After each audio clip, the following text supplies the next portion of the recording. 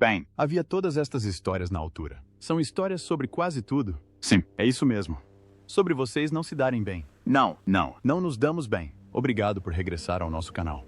Ringo Starr não é apenas um baterista talentoso, mas também um símbolo de simplicidade e humor num mundo sobrecarregado pelas pressões da fama. Ele é o coração pulsante dos Beatles. O percurso de Ringo, desde um rapaz frágil e doentio a crescer em Liverpool, até atuar nos palcos mais prestigiados do mundo, é uma demonstração do poder que pode ser conquistado através da paixão e da perseverança. Ao longo de toda a sua carreira, foi a cola que manteve a banda unida, um amigo de confiança no meio de desentendimentos e conflitos. Apesar disso, existem mistérios que permanecem escondidos por detrás das luzes do palco e dos êxitos lendários. Aos 84 anos, Ringo quebrou finalmente o silêncio que durava há décadas para revelar um facto chocante. É possível que Yoko Ono tenha desempenhado um papel muito mais significativo na dissolução dos Beatles do que alguma vez imaginamos. Será esta a última peça do puzzle que desvendará o mistério que envolve o fim da banda mais icônica da história? Recuemos no tempo e investiguemos o percurso de Ringo Starr, de um rapaz comum a um ícone mundial da música. Descobriremos também o que ele tem a dizer sobre o papel de Yoko Ono nos acontecimentos infelizes que levaram ao fim dos Beatles e na sua juventude. Richard Starkey, mais conhecido mundialmente por Ringo Starr, nasceu a 7 de julho de 1940, no bairro operário de Dingle, em Liverpool. É mais conhecido pelas suas contribuições para a indústria musical. A infância de Ringo pode ter parecido destinada à felicidade, pois nasceu numa família que valorizava muito a música e a dança. No entanto, o que aconteceu depois disso foi tudo menos um conto de fadas. No passado, os seus pais, Richard Starkey Sr. e Elsie Glee, levavam uma vida social agitada, repleta de música swing e danças de salão. Contudo, tudo isto mudou com o nascimento do filho, Richie. A dinâmica familiar sofreu uma alteração significativa. Entretanto, Elsie tornou-se extremamente protetora com o filho, e Big Richie, como o pai era conhecido, afastou-se gradualmente da família e passou a conviver cada vez menos com ela. As suas vidas rapidamente se descontrolaram, o que culminou no divórcio e na separação em 1944. Após a morte do pai, Ringo ficou apenas com fragmentos de memórias dele. Passou por uma série de experiências difíceis, começando com uma experiência de quase morte quando tinha apenas 6 anos de idade. Uma apendicectomia que deveria ser um procedimento de rotina transformou-se num pesadelo para ele, pois as complicações levaram ao desenvolvimento de peritonite no seu abdômen. Devido à sua longa recuperação, teve de passar um ano inteiro no hospital, período em que esteve separado da família e teve dificuldades nos estudos. Depois de regressar a casa, Ringo enfrentou um momento difícil na escola. Sentia-se distante dos colegas e lutava contra a insegurança. Mas, quando parecia que a vida lhe tinha desferido mais um golpe cruel, algo de inesperado aconteceu. Embora tenha passado um tempo considerável no hospital, foi durante este período que Ringo se interessou pela bateria e começou a tocar em qualquer instrumento que encontrasse. Uma pequena faísca, mas que eventualmente se transformaria numa obsessão para a vida. Na tentativa de entreter as crianças, a equipa médica incentivou-as a tocar música. Ringo aproveitou a oportunidade e começou a marcar ritmos com baquetas improvisadas, o que acabaria por se tornar a sua fuga das duras realidades da sua infância. Por uma ironia do destino, teve de regressar a uma instituição de longa duração em 1953, devido a um episódio de tuberculose. E desta vez, permaneceu lá durante 2 anos. Quando Ringo procurava consolo, voltou-se mais uma vez para a música. Mergulhou no som da bateria, enquanto outros instrumentos lhe eram completamente desinteressantes. Embora o seu percurso não tenha sido fácil, a resiliência que desenvolveu durante esses anos viria a revelar-se uma característica definidora do indivíduo que mais tarde se tornaria a banda mais famosa do mundo, os Beatles. Ao chegar a casa, Ringo já não tinha vontade de voltar para a escola, pois aquela já era uma memória distante. A sua mãe tinha voltado a casar e tentava reconstruir as suas vidas enquanto ele tocava ao som da música e batia em latas de bolachas com paus. Em vez disso, encontrou alegria em participar nessas atividades. O seu padrasto, Harry Graves, tornou-se uma presença constante na vida de Ringo. Foi ele quem o iniciou no mundo da música de Big Band e lhe ensinou uma lição de bondade, o que contrastava fortemente com o ambiente em que vivia. No bairro de Ringo, havia muitas casas pequenas em ruínas e muita criminalidade. Quando se estava lá, tinha de se manter a cabeça baixa e fazer tudo o que se podia para sobreviver. Ainda assim, o entusiasmo de Ringo pela música só aumentou, apesar do ambiente desafiante em que se encontrava. Apesar de ter dificuldades em manter empregos, quer como empregado de mesa, quer como operário ferroviário, a sua paixão pelo ritmo manteve-se inabalável. Além disso, quando finalmente conseguiu um emprego como aprendiz na área da maquinação, não foram as máquinas em si que lhe cativaram a imaginação. Em vez disso, foi o cenário musical que começou a florescer à sua volta. E foi precisamente nesses momentos aparentemente insignificantes que o destino de Ringo foi sendo gradualmente escrito. A infância de Ringo foi marcada por uma série de desafios que o prepararam para algo muito mais significativo do que alguma vez poderia ter imaginado.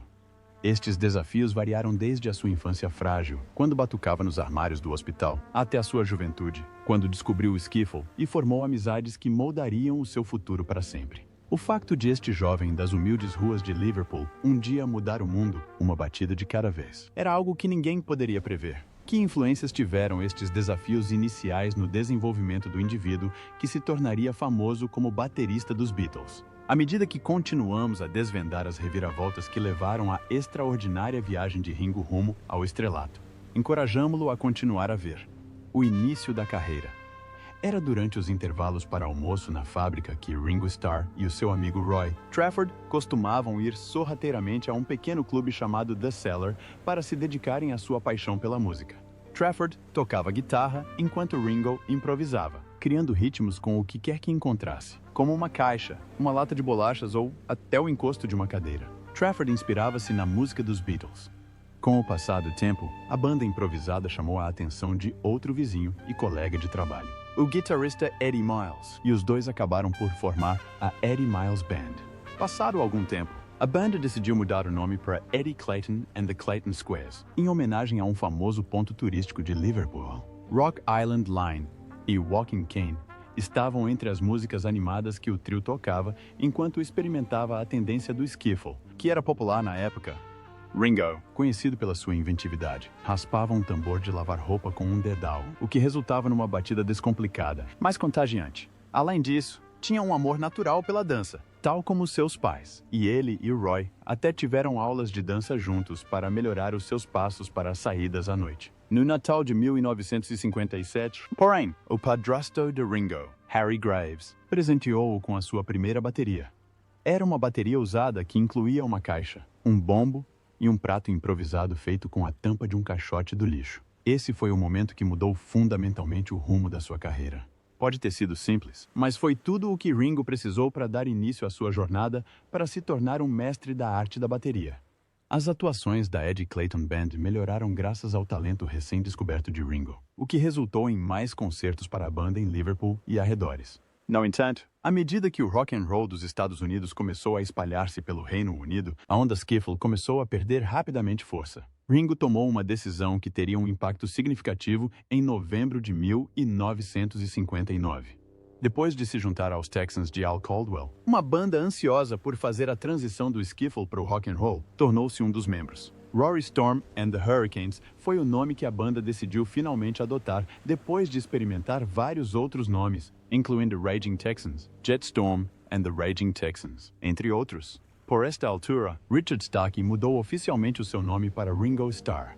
Foi motivado a fazê-lo pelos anéis que usava, e desejava um nome artístico com um toque country western.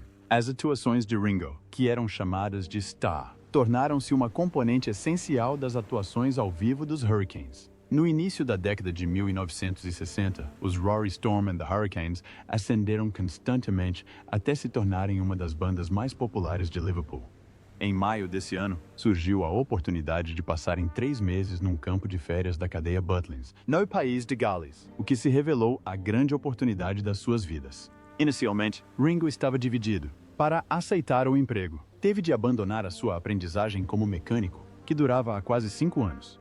No entanto, Ringo escolheu seguir o seu coração, e a decisão que tomou iria mudar o rumo da sua vida para sempre. A temporada no Butlins abriu portas a oportunidades mais significativas, como uma digressão em que atuaram nos Estados Unidos. Existem bases da Força Aérea em França.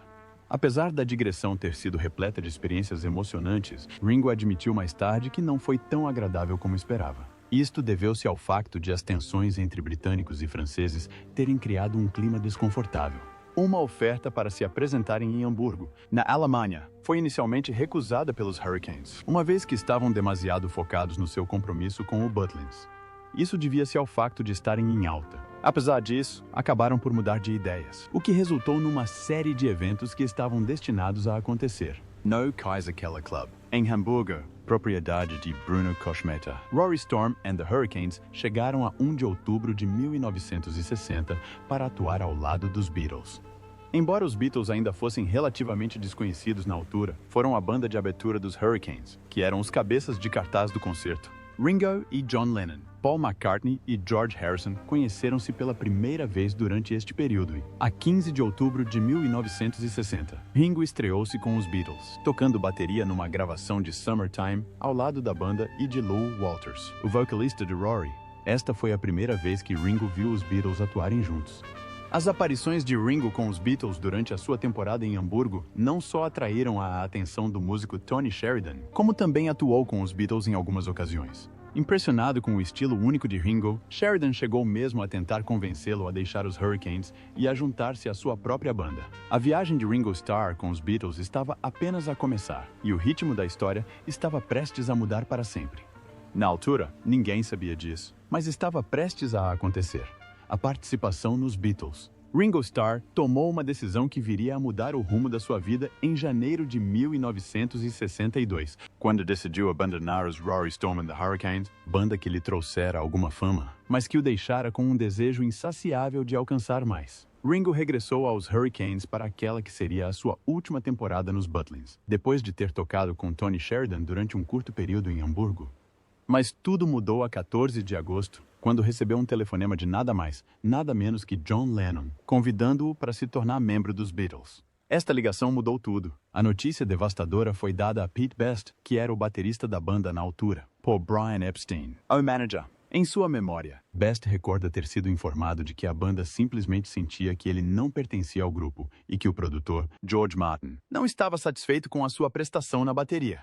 Ringo estava preparado para assumir o papel que mudaria o rumo da sua vida para sempre, apesar de ter sido um golpe devastador. No entanto, a primeira atuação de Ringo com os Beatles aconteceu a 18 de agosto de 1962, num baile em Port Sunlight. A experiência, porém, não foi isenta de desafios.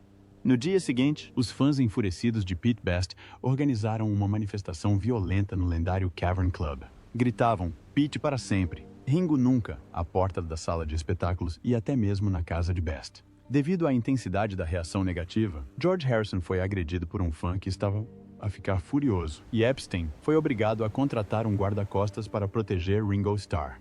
O destino de Ringo estava traçado, apesar do início difícil que teve. Mais uma vez, foi membro dos Fab Four. A 4 de setembro de 1962, Ringo participou na sua primeira sessão de gravação com os Beatles. No entanto, a sessão não correu como planeado. Embora George Martin, o produtor da banda, tivesse dúvidas sobre as capacidades de Ringo, traçou Andy White, o baterista de estúdio da banda, para a sessão seguinte, no dia 11 de setembro, para o incluir na gravação do single de estreia, Love Me Do. Devido ao facto de Ringo ter sido autorizado a tocar apenas pandeireta, havia preocupações de que o seu tempo com os Beatles fosse interrompido em breve. Numa declaração posterior, Ringo admitiu, pensei que era o fim. Parecia que estavam a tentar fazer comigo o que fizeram com o Pete Best. No entanto, Martin rapidamente esclareceu que se tratava apenas de uma precaução e, em novembro de 1962, os fãs dos Beatles já tinham aceito Ringo por completo como membro do grupo. A sua confiança dentro da banda disparou, principalmente porque algumas pessoas chegaram a exigir que cantasse. Não demorou muito para que Ringo se tornasse mais do que apenas o baterista dos Beatles. Rapidamente se tornou uma figura querida por mérito próprio.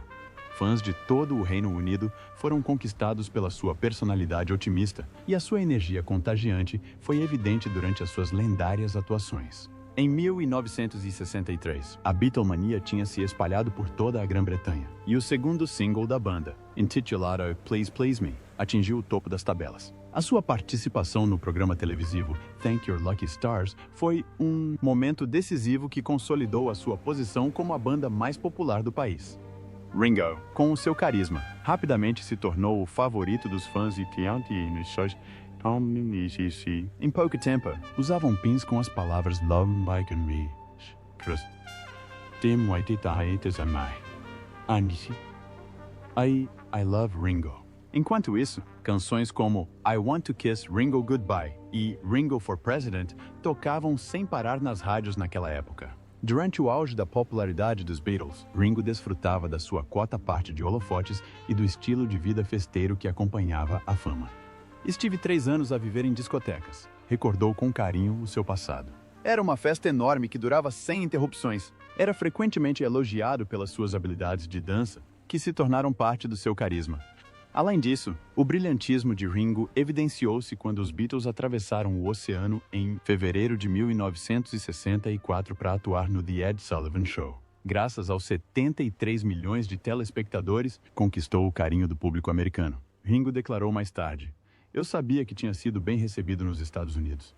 Foi incrível ver todas aquelas crianças a acenar-me naquele momento. Éramos como qualquer outro grupo de miúdos, mas tínhamos conseguido." A popularidade de Ringo continuou a crescer, principalmente devido aos seus momentos de destaque durante os concertos, carinhosamente chamados de Hora da Estrela. Nesses momentos, John Lennon colocava um microfone em frente à bateria de Ringo, o que fazia o público vibrar de entusiasmo. Foi o seu humor seco e o seu charme natural que o destacaram no primeiro filme dos Beatles. Intitulado A Hard Day's Night, a expressividade de Ringo foi evidenciada em cenas dirigidas por Richard Lester, e estas cenas receberam elogios tanto da crítica como dos fãs. Na verdade, alguns dos momentos mais incríveis e inesquecíveis da vida de Ringo foram registrados em vídeo, enquanto ainda recuperava de uma noite de festa. Epstein descreveu o seu jeito peculiar como algo que apenas servia para o tornar ainda mais querido do público. Os desentendimentos e as dificuldades surgiram apesar do extraordinário sucesso. Os Beatles preparavam-se para embarcar numa digressão mundial em 1964 quando Ringo adoeceu gravemente com amigdalite e faringite. Como resultado, foi forçado a perder 5 concertos enquanto a banda estava em digressão. Estava aterrorizado com o pior cenário possível, ser substituído definitivamente pelo baterista de estúdio Jimmy Nicole, que ocupou seu lugar temporariamente. Embora a pressão da Beatlemania começasse a pesar sobre todos eles, Ringo conseguiu voltar a juntar-se à banda em Melbourne, o que foi uma feliz coincidência. Durante uma atuação em Montreal, Ringo chegou a receber uma ameaça de morte assustadora, o que o levou a posicionar os seus pratos na vertical para se proteger durante o concerto. Ringo teve a sua primeira experiência como vocalista principal num single número 1 no Reino Unido quando os Beatles lançaram Revolver em 1966.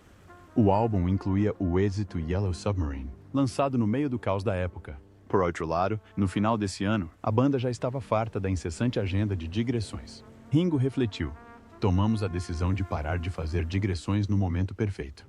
Qualquer pessoa teria ficado satisfeita com 4 anos de Beatlemania. Logo depois, mudou-se para Sunny Heights, uma propriedade maior, e começou a concentrar-se na bateria para o álbum histórico da banda, Sgt. Pepper's Lonely Hearts Club Band. Ringo admitiu que, apesar do sucesso do álbum, por vezes sentia que não passava de um músico de estúdio. Isto deveu-se ao facto de Lennon e McCartney estarem a ganhar mais controle sobre o processo criativo. Ringo deixou os Beatles por um curto período em 1968, enquanto gravavam o Álbum Branco. Isto ocorreu no meio de tensões internas crescentes dentro da banda. Ringo refugiou-se na Sardenha, onde encontrou consolo e compôs Octopus's Garden. Estava furioso com o comportamento controlador de McCartney, bem como com a passividade agressiva que existia entre Lennon e Harrison. Harrison recebeu-o de braços abertos quando regressou 2 semanas depois, cobrindo a sua bateria e as suas flores como um gesto de paz.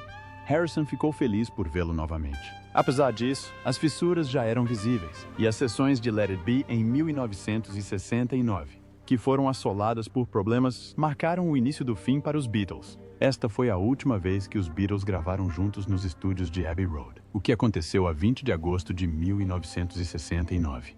Passadas apenas algumas semanas, John Lennon anunciou discretamente a sua saída e, a 10 de abril de 1970, Paul McCartney oficializou o fim dos Beatles. Mas o que aconteceria a Ringo Starr após a separação de uma banda, a mais significativa da história? Continue a ler para descobrir como se adaptou à vida depois da saída dos Beatles. A promissora carreira a solo de Ringo Starr.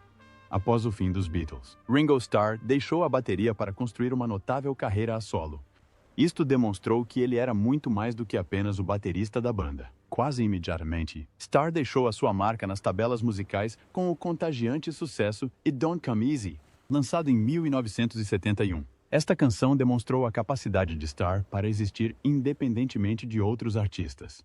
Emplacou 2 singles que alcançaram o primeiro lugar nos Estados Unidos. a emocionante Photography, escrita em colaboração com George Harrison, e a divertida You're 16, que consolidou ainda mais a sua posição como artista a solo em ascensão. Back Off Boogaloo tornou-se um dos seus lançamentos a solo de maior sucesso no seu país natal, o Reino Unido, atingindo o segundo lugar nas tabelas. O álbum a solo de Ringo Starr já tinha atingido o top 10 no Reino Unido e nos Estados Unidos em 1973. Uma conquista significativa que demonstrou que Starr era mais do que capaz de prosperar fora da sombra dos Beatles. Foi um grande feito. Além disso, o álbum contou com a participação dos seus ex-companheiros de banda, o que ajudou a conectar o seu percurso musical passado com o atual. No entanto, os talentos de Ringo não se limitavam ao mundo da música.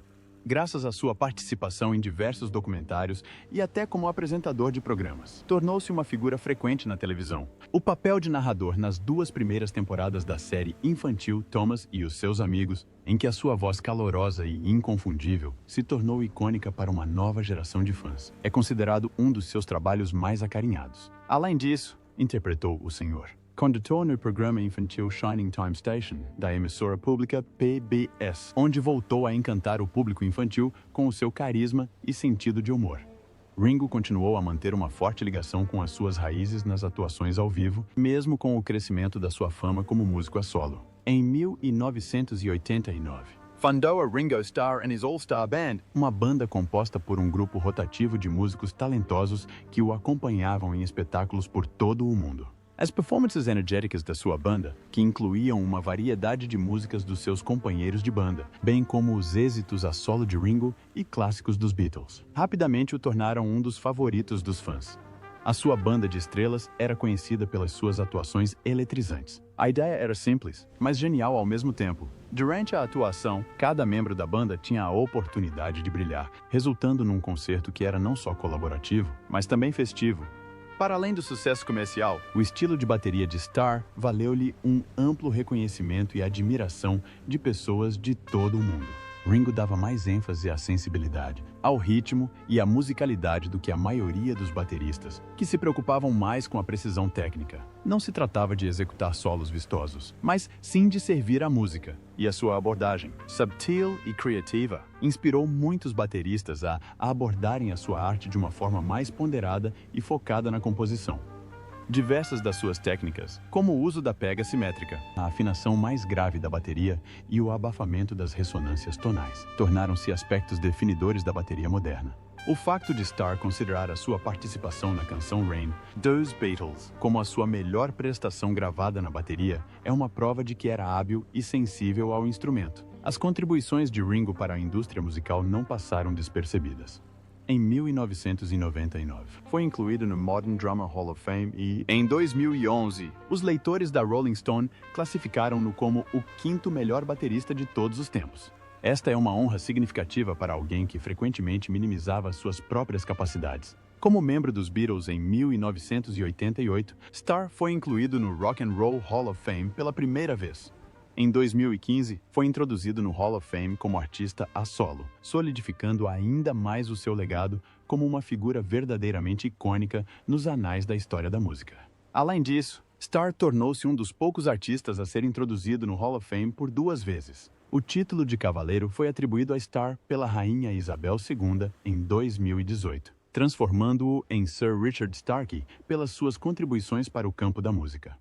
Esta homenagem foi o culminar de décadas de conquistas notáveis. Ringo manteve a sua modéstia ao longo da sua extensa carreira, afirmando frequentemente que se sentia simplesmente afortunado por ter participado numa viagem musical tão significativa durante toda a sua vida.